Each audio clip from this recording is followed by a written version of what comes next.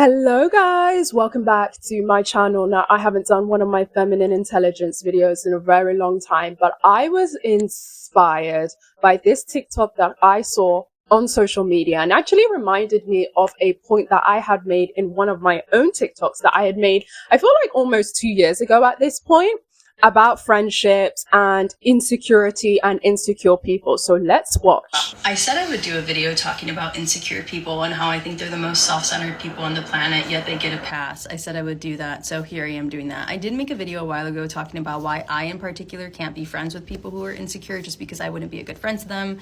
I did elaborate. It was a lot longer. It was a lot more nuanced on the complexities of how I am as an individual working alongside with people who are insecure. But on this video in particular, I'm just going to talk about insecure people as a whole in general, because insecure people do get a pass. They get a pass by society. People are supposed to walk around eggshells on them because they're constantly throwing pity parties and they're pitying themselves, when the reality is they are some of the most self-centered people on the planet by definition. And the consequences of their insecurities drain other people. It's harmful to other people. Now, I need to note this because every time I talk about this, people often conflate things and get confused. So I'm going to make it very crystal clear so you don't have to do a whataboutism. There is a difference between being an insecure person versus experiencing insecurities. Normal people are going to experience insecurities. That is just the way of life. It is a human thing that you're going to experience. But to embody that and to become that and to be an insecure person, that is not normal. It's kind of like the conversation that was had maybe a month ago about jealousy. Yeah, jealousy is a normal human emotion that most people are going to experience at some point to varying degrees. But to be a jealous person is not normal. The same thing goes along with being an insecure person. The definition of self-centered is to be preoccupied with oneself and one's affair. Here's the thing, most people often associate self-centeredness with vanity, arrogance, narcissism, but it also is applicable by definition to self-centeredness. They're just on different sides of the spectrum. One is positive feelings about yourself, right? Your self-centeredness, your preoccupation with your own thoughts are positive. You're so great, you're so amazing, you're the best. That we're usually going to call vain, narcissistic, arrogant. But when you're just as equally constantly consumed with your own thoughts and viewing yourself and your own affairs as the most important thing in the world, on the negative spectrum, you're insecure. But both of them are equally as self-centered. They're equally as self-centered. An insecure person is equally as self-centered as an arrogant or vain person, but they get a pass. Self-centeredness is an unlikable and negative trait. That's agreeable by everybody. That is a negative characteristic, a negative trait. So why do insecure people get a pass? The reason they get a pass is because they're constantly pitying themselves, throwing those little pity parties and self-deprecating. So because it's negative, we're all supposed to feel bad about them because they already feel bad about themselves. Those are some of my least favorite traits, and it's some of the most draining things that I've seen in my entire life. Narcissistic people, at the very least, can sometimes hype you up and make you feel good about yourself. I personally rather would deal with narcissistic people and their self-centeredness than insecure people and their self-centeredness. And I think one of the most interesting things is if you look into egocentrism in psychology, it can be classified into childhood egocentrism, adolescent egocentrism, and adult egocentrism. And it's interesting because when you look at the definition of what adolescence egocentrism is, that's what insecure people are. Whether you're 30, 40, 50, by definition, you're acting like an adolescent. Adolescence egocentrism is characterized by self-consciousness and a focus on oneself. And that's exactly what insecure people always do. They're self-conscious. They're constantly thinking about themselves. When they walk into a room, everybody's looking at me, everybody's judging at me. Everybody is just judging what I look like, what I'm wearing, how I am, how I talk. I can't believe it. Or they're constantly thinking about what they want that others have. Well, I wish I could be like her. I wish I could be confident because I'm not confident, because I'm so insecure, because I'm so lonely, because I'm so dumb, because I'm so stupid. They're constantly thinking it over and over. If they're not thinking of their negative traits, they're thinking about the traits other people have that they want. They are some of the most draining people to be around. I think people's deficiencies in their personalities only become a moral failing when you allow it to harm other people. There are some insecure people, because I do think it is probably on the lower end of it, who can manage that. They can keep it to themselves. They tend to isolate, or they're really good at just honing it in. Some of them are maybe seeking therapy to try to rectify that. Those are individuals who are not harming other people, and it's not really a moralized issue. But the minute that you start hurting other people, I do think it becomes a moralized issue. Insecure people will do their best to make you feel small. I just made a video talking about misery and how misery loves company. Insecure people are miserable, and misery loves company. They want other people at their table with them. At some point in your friendship or your relationship, it is going to spew out, and you will experience the repercussions of that insecure person. Insecurity goes hand in hand with so many other emotions like jealousy and envy as well. And I just did a whole video a month ago talking about jealousy and envy, the whole green-eyed monster conversation. Now, some of you may sit here and think what I'm saying is harsh, but at the end of the day, definitionally, it is true. They are self-centered and they are driven by egocentrism, and not just any egocentrism. They're driven by the adolescent form of egocentrism. You don't have to like that, but those are two truths that you cannot negate. And other two truths about that is adults shouldn't be acting like adolescents, and self-centeredness is a negative characteristic and trait. Now, some of you may be willing to give these sorts of people endless amount of grace. Endless amount of grace. If you're one of those people, though, look at the quality of your life. If you have multiple people like that in your life and you give them this endless grace and they're around you, look at the quality of your life. Are you actually truly happy with yourself? Chances are you're not. Every individual I've ever seen in my personal life who's willing to be friends with insecure people and willing to give them grace and willing to give them multiple chances, those people tend to be people pleasers. And those people tend to live a very miserable life themselves because of what everyone else is doing. Not because they themselves are actually miserable or insecure people, but because all the people around them are, and eventually you will absorb that. Like I said, mirror neurons are real. You will absorb other people's emotions, especially when it's the strongest emotion and most dominant emotion in the room. And insecurity and misery and negativity always will be. So you can sit here and you can feel empathy or compassion or something or whatever it is for them. You can feel grace. You can think what I'm saying is harsh, but at the end of the day, if you're one of those people who constantly give them second chances, I guarantee you the quality of your life is not as good as it would be if you were someone who didn't tolerate that. We are all adults, and at the end of the day, regardless of the reason that you are who you are, it does not matter. I've had people tell me because I'm so confident and because I don't like insecure people that it's very clear that I've never struggled and I've never been through anything wrong and I've never experienced trauma, because a lot of insecure people like to stay where they are. They're content in their negativity and they're content with being insecure. So not only do they use their trauma as an excuse and a shield to remain insecure, but then they'll project onto other people who are extremely confident and make the assumptions that because you're extremely confident, you must have never gone through anything hard and had hardship or trauma, which for me isn't even true. I'm just not someone who's naturally insecure, and I would never allow myself to be. We are adults who make choices, and insecure people are also adults who make choices, and they choose to remain in an adolescent stage of egocentrism, and they choose to be some of the most self-centered people on the planet, and society just coddles them. I don't do that. I don't coddle them, and I don't allow them to be in my life. Woo! Woo, baby! She said it all, didn't she? She literally said it all. When I tell you, my goodness, she was able to put into words so perfectly what I initially tried to say when I made a video a while ago saying that you cannot be friends with insecure people. And I love the point that she made where she said that she wouldn't be a good friend to them. And I'm going to tell you why. Part of this feminine intelligence series, and again, this is not scripted, but the prompt of the TikTok already had so much like juice and kick in it. I like these videos to not be scripted because I just want to talk off the top of the dome, because feminine intelligence and the whole ethos of feminine intelligence is to talk about our feminine intuition, our intellect as women, as whatever you identify as, if you identify as a feminine essence being, right? I think that it is so important to protect your energy. And the thing about insecure people, and I agree with the first point that she made when she said, insecure people really get a good rep in society. And I feel like a lot of this is cultural, where it's like, especially in the UK, I'm from the UK, right? I'm a British babe.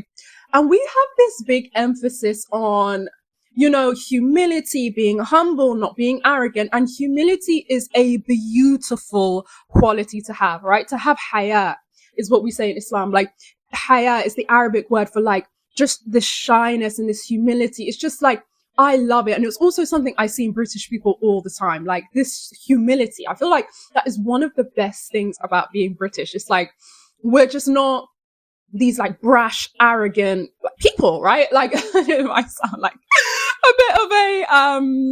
a bit of a generalization, but it's a good generalization, so I'll make it. Like, this emphasis in society, especially in British society, don't be so gassed, don't be so full of yourself, don't be so arrogant, like, don't be waxing lyrical about how fantastic you are all the time, and like when other people give praise or undue praise, this isn't just exclusive in British culture, by the way. I feel like this is a common thread in many, many different cultures, right? Where it's like, don't be so, big and bold and brash and all of these things, right? Not that there's anything wrong with that. But there is something beautiful to be said about humility. And I think sometimes people chalk up insecurity and self-deprecating humor and, not being able to take a compliment and all of these things. It kind of goes under the umbrella of insecure, like, oh, they're just, that's why I feel like insecurity, like, and people who are insecure, they can kind of get away with it because we've given humility this glossy sheen and we're not able to differentiate between humility and humble and somebody who's got that quiet confidence, right? Versus somebody who's insecure. And I also love the fact that this creator spoke about the difference between insecurities and fundamentally being insecure. Insecure people are insufferable. And I also really love the point that she made about this idea of pity. People often get narcissism and, narcissistic personalities and all of these things. And I know that there's a lot of information out there. And I am not somebody who would ever kind of shy away or look down on, how people always try to say, oh, everybody's a narcissist these days. Everybody, talks about narcissism. I think, of course, diagnosing people as a narcissist, obviously using diagnostic tools and manuals, right? Is a little bit difficult, but it's not exactly like these narcissistic people who are very prevalent in society, right? They are everywhere. There are narcissistic people everywhere, right? And people chalk so much up to the figures, but it's not like narcissistic people are going to go into a therapist's office and say, hey, I'm a narcissist. Yes, you do have those examples of people, but those are the exception to the rule. Like, I really love Mental Illness on social media. His account is absolutely amazing. And he's a diagnosed narcissist. And his whole account is basically talking about things from his perspective as a diagnosed narcissist as to why narcissists do the things that they do, right? But he's a rarity, right? That self-awareness is just so breathtaking, for example. And he obviously, talks about how much damage he did to his partner and his kids and, actively is atoning and actively is doing better and working on himself because he has this personality disorder.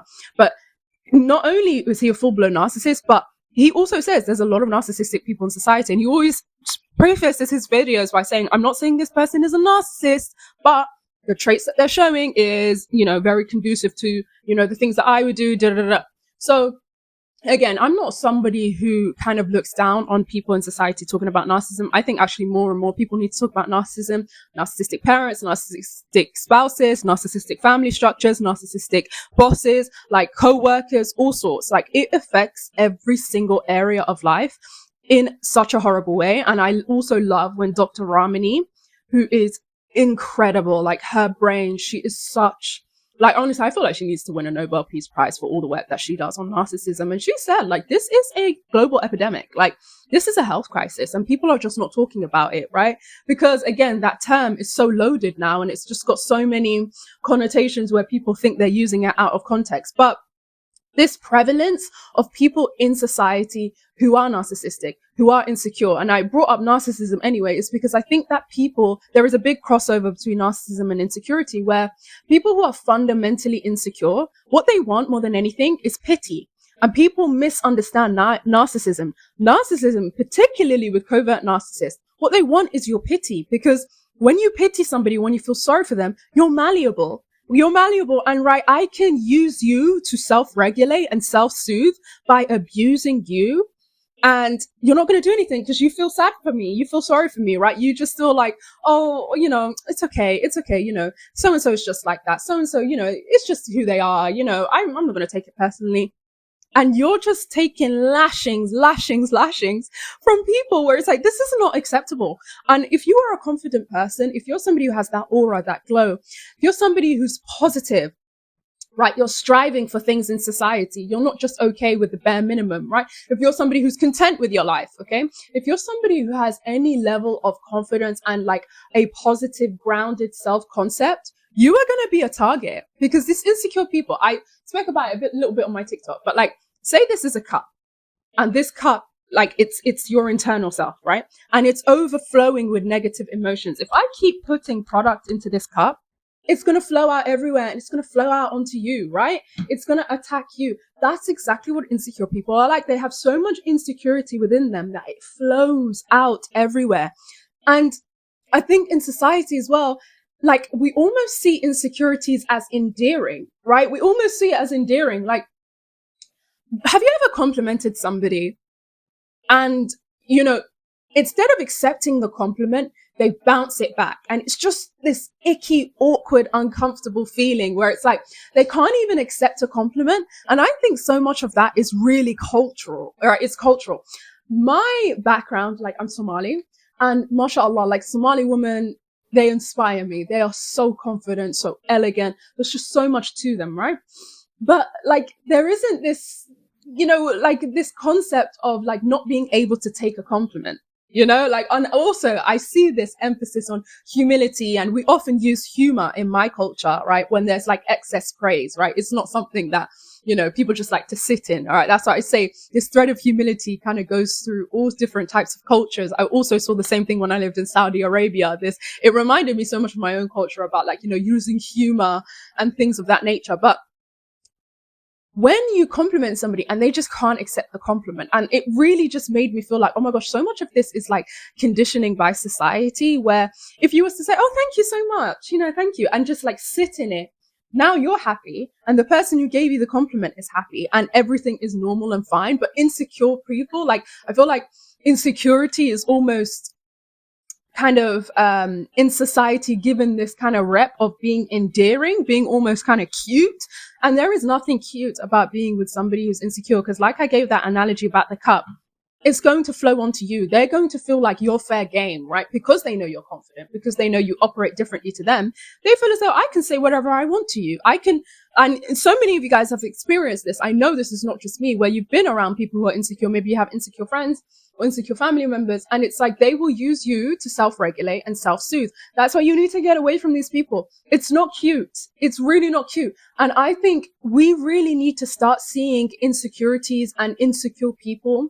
Like, if you're not actively trying to do anything to rectify why you feel the way you feel and like cut off this negative emotion at the root, or at least try to better yourself, like say if you're fundamentally insecure with how you look, you're not trying to switch it up, look at different styles, maybe try to look at like how you can look your best, whatever that means to you, whether that means losing weight, whether that means gaining a little bit of weight, whether that means like, doing your kibi body types, whatever it is.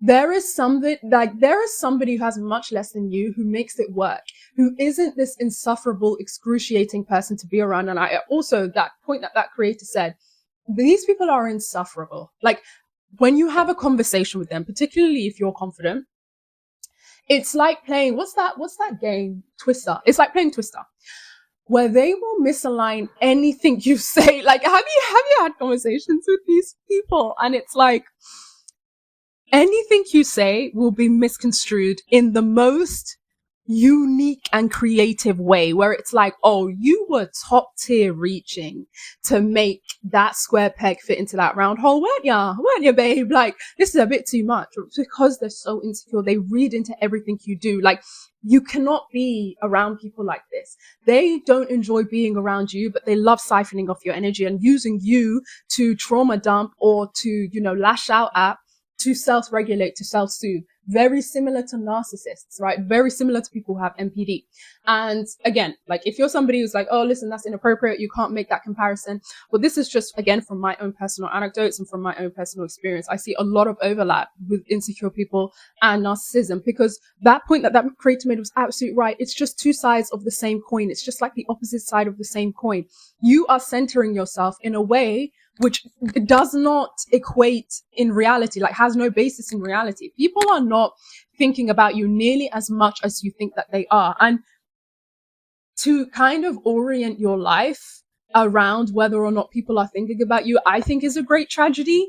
I think it's very strange, very low vibrational. And after a certain point, as an adult, like, you should have outgrown that. And again, the point that creator made, she made so many amazing points. But like, this energy of adolescence, it also, when I was talking to you about like being around them, how they will try to fit square pegs into round holes and misinterpret things you say, they do have that sort of adolescence energy of just being the contrarian, jumping on every word you say, misconstruing things that you say. It's not a productive conversation. Nothing is very productive with these people, because think about it. If they were, if they were oriented towards having productive conversations and up leveling themselves, then naturally that would lean to them being a positive person who has ambitions, who has goals, right? That would be their sort of outlook on life. So the way you kind of do one thing is how you do everything. When you sabotage or self-sabotage because you're refusing to fix the root of your problems, right? You're refusing to address things. It's that crabs in a bucket mentality. They want to drag everyone else down. And I made this point in the video that I put in. I'll probably insert that video now, where I said they see your progress as a personal affront to them. They really do.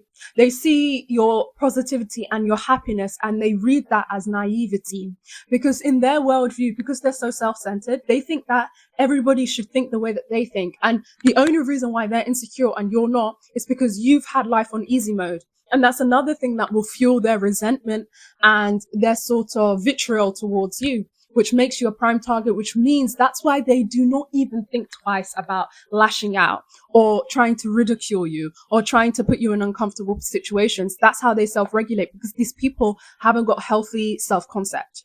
And when you don't have a healthy self-concept, you self-soothe in ways that are not positive, right?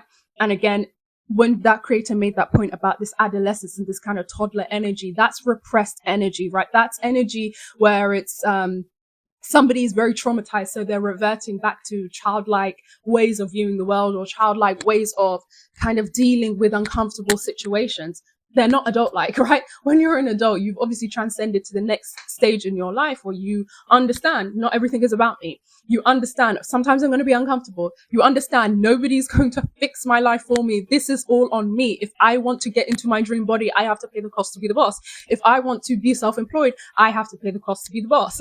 If I want anything positive in life, I have to pay the cost to be the boss, right? Like even when it comes to skincare or, looking a certain way, acting a certain way. If I want a high level job, I need to go and get those qualifications. I have to pay the cost to be the boss. But insecure people will gloss completely all over that and then look at you and say, why are you succeeding? Again, it's just this very warped sense of self and very warped way of viewing the world. But of course, when you view yourself in a warped way, you're going to view society in a warped way. You're going to view reality in a warped way. So it's like, which one comes first? Is it the chicken or the egg? So it's very, very difficult to be around people like this. And I highly recommend, if you are a woman, you're a star quality person, woman, man, whoever, your star quality, you are trying and aiming for things. You are not afraid to build in public. You're not afraid to fail. You're not afraid to try or be seen trying. You are already exceptional. Being around people like this, they will use you to self-regulate. They will use you as a lashing, like as a whipping post almost. They will always inevitably lash out at you.